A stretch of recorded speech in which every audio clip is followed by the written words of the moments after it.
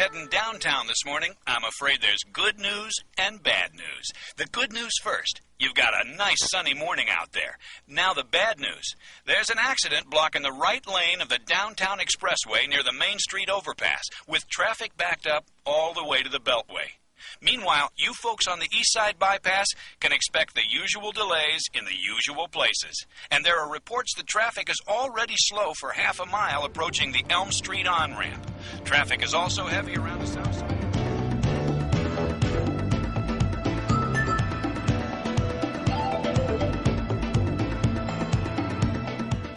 The morning rush.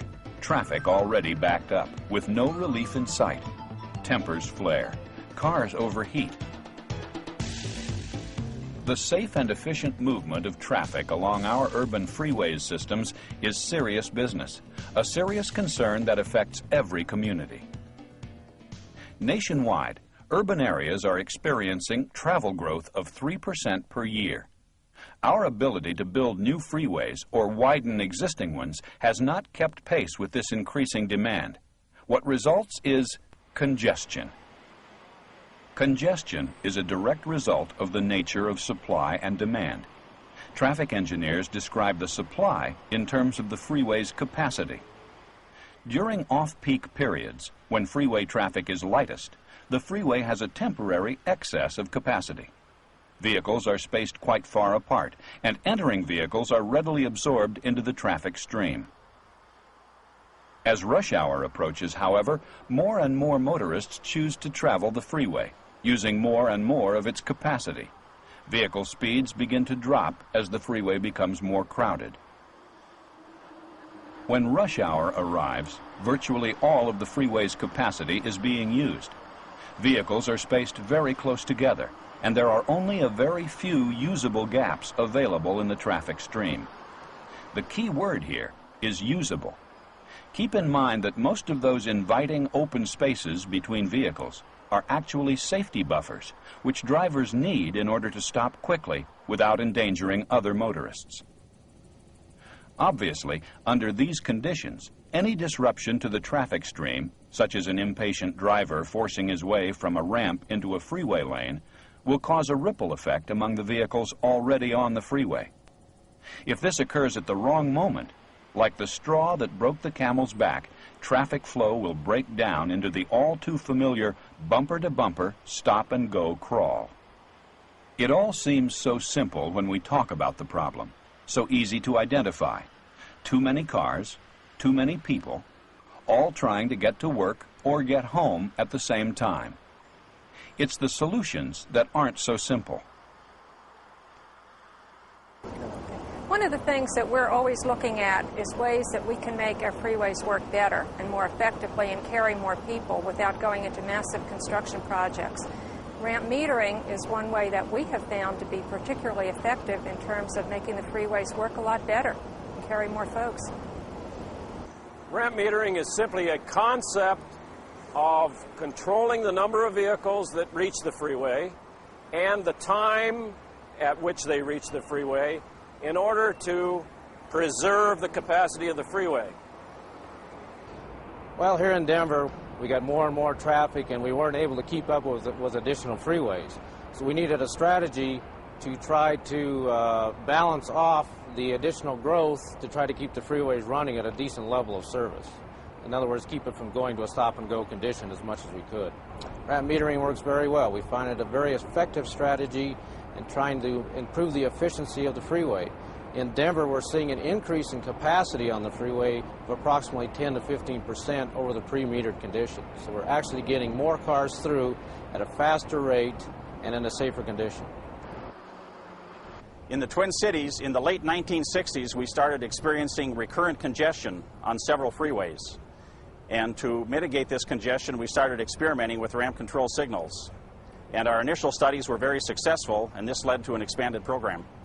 On I-35W, about a 17-mile section of freeway, we had travel times of about 30 minutes before we started metering. After the metering was activated, we cut that to about 22 minutes. Without ramp metering controls, the freeway can easily become overcrowded. Unmetered traffic entering the freeway can cause backups. Forcing their way into traffic, drivers can cause accidents. Ramp metering smooths the merging process, allowing vehicles to enter the freeway in an efficient, orderly fashion. In this way, the capacity of the freeway can be preserved. The operation of freeway ramp meters is simple and direct. All the instructions drivers need are clearly printed on signs at proper viewing height. The metering signal, like any other traffic signal, regulates the right of entry among competing streams of traffic on intersecting roadways. Ramp metering signals typically allow only one or two vehicles to pass during any one green indication. In some cities, provisions have also been made for buses and carpools in separate lanes. The ramp meter signal is placed along the entrance ramp at a point where traffic can easily accelerate to freeway speed after having been stopped by the signal. It's placed far enough down the ramp to allow maximum space for the storage of cars waiting to get on the freeway. Typically, a ramp meter is controlled by a computer that accepts information generated from vehicle sensors embedded in the freeway and in the entrance ramp. As the traffic on the freeway increases, the information passed to the computer triggers a response which slows the frequency with which vehicles on the entrance ramp are allowed into the freeway traffic. In some systems, each metered ramp is also connected to a main computer that monitors and coordinates the entire system. At this central location, engineers can adjust or override the mechanical system should conditions require such action. This is the operations center for the LA region. Now what we see here in the background is our display panel. You see a series of red, yellow, and green lights. The data is coming in from the field. The sensors in the pavement are recording that data. It's transmitted in here, and we do two things with that data. One, we drive this board, and with that series of red, yellow, and green lights, we show the congestion conditions on the freeway. The second thing that system is doing is continually comparing the data from one set of sensors with the data from the downstream set of sensors. And if there is a great difference in that traffic volume, then our program recognizes that and the red light at that location flashes. We can also take over the ramp metering rates from this room. We can do that on a regular basis if we want to, or we can do that to meet the needs of an incident. Well, here in Denver, we run a demand responsive system or traffic responsive system where we monitor freeway conditions, the mainline conditions, and meter the ramps according to what we find on the main line.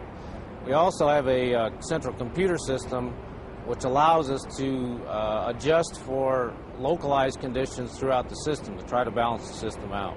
On our ramps, we use a series of detectors, one to determine if there's a car ready to be metered on the freeway, a detector to determine that the car has been metered properly, but a feature that we have is called a queue override system. In other words, when the ramps tend to back up that may cause a problem on the cross streets, we will meter the freeway ramp faster than we normally would to keep that from occurring. When traffic backs up onto surface streets, several alternatives are possible. Drivers may choose to remain on the surface street or try another ramp. Experience, however, shows that many drivers simply change the time of their travel to avoid ramp delays. In many cities, ramp metering has improved freeway travel so much that there has been a noticeable reduction in traffic on parallel surface streets as motorists move to the freeway instead. Another alternative is the system used in Denver and other cities where there are no parallel surface streets. The metered rate can be adjusted as the system senses an access backup, changes the timing cycle on the signals, and allows more rapid access to the freeway. While this may allow the freeway to become congested, the duration of freeway congestion will still be shorter than it was without the meter. When morning and evening peak traffic periods put thousands of people on the freeway system, all eager to reach their destination quickly and without inconvenience, the need for safety is paramount. Our evaluation studies have shown that ramp metering is very effective in terms of improving freeway safety. Our largest system on I-35W has resulted in a reduction of about 120 accidents per year and a reduction in the accident rate of about 38%.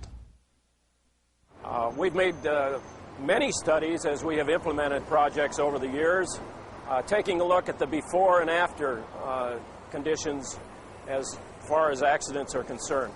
In every case, there has been a significant reduction in accidents associated with the ramp metering. What we found in Denver is that we did trade off accidents from a more severe type to a less severe type accident.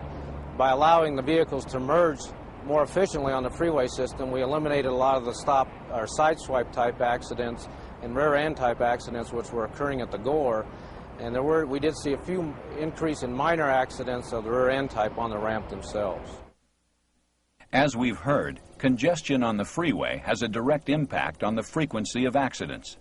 Less congestion, more efficient operation, fewer damage and injury accidents to travelers. Ramp metering can substantially reduce merging accidents on controlled ramps. As the freeway operates more efficiently, metered flow of traffic allows enough space and enough time for drivers to leave the ramp and enter the flow of traffic without endangering themselves or the traffic already on the freeway. When a system of ramp meters is announced in a community, it may not be long before the voices of the local residents can be raised to a shout. Not everyone understands that ramp metering provides a safer, more efficient use of our freeway system. Many are concerned that ramp metering won't be equitable, won't be fair. Well, I think any type of improvements that you get into, you have to look at the idea of what's fair and who gains and who loses. But I think part of the answer to that is that you have to explain to people that overall, although they might have to stop for maybe a minute or so and wait before they actually get on the freeway, that once they do get on the freeway, they're going to be able to move a little faster and they're going to pick up that time plus gain some. Although drivers who begin their journey out beyond the installed ramp meters have unrestricted access to the freeway, careful monitoring of traffic flow and analysis of freeway capacity can ensure equitable access for all travelers. One of the first things we recognized in Los Angeles was the need to inform the public of this new device, this new control on their method of travel and when and where they wanted to travel. So we put in place a public information approach, informing the public at large, the motorist out there, informing the elected official, informing the traffic engineering profession at large, explaining to them what it was we were trying to do. It wasn't simply that we wanted to control their lives. There was a reason for this control, and that was to try to maintain some efficiency on the freeway and to bring that about. In the Twin Cities area, our public information efforts helped prevent a lot of negative reaction by the motorists. We had a few complaints when ramp meters would get stuck red, but overall we had a very favorable response. I think the most important thing in developing a public awareness campaign for ramp metering is to make sure that the public is brought on board throughout the entire process, as well as the local elected and staff officials. If they are brought in at the very end, there may be considerably more resistance than if they're brought in through the entire process, so that they're aware of the goals that ramp metering is trying to achieve. Because the Los Angeles County Transportation Commission is a public body, any decision that is made is done through the public process. There are a number of public meetings that take place, and anyone that has a concern about a project has an opportunity to come in to express their concerns. We also try to be very tuned into and responsive to communications that we get, phone calls, letters from people that might have concerns, and either to go out and try to explain the situation, why we're doing something a certain way, or to figure out what their problem is and how we can perhaps take care of a solution while we're taking care of everybody else. The installation of ramp metering devices in an existing freeway system and the inclusion of ramp metering in the design of a new freeway can provide significant benefits for the community and its people. As we have said, ramp metering smooths the process of traffic merging from ramps, reducing delays and stoppages at ramp ends, reducing accidents significantly.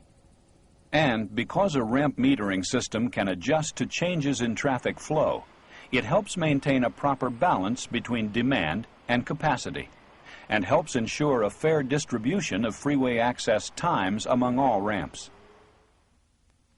In short, ramp metering allows a freeway system in peak traffic periods to operate at capacity, and that means efficiently.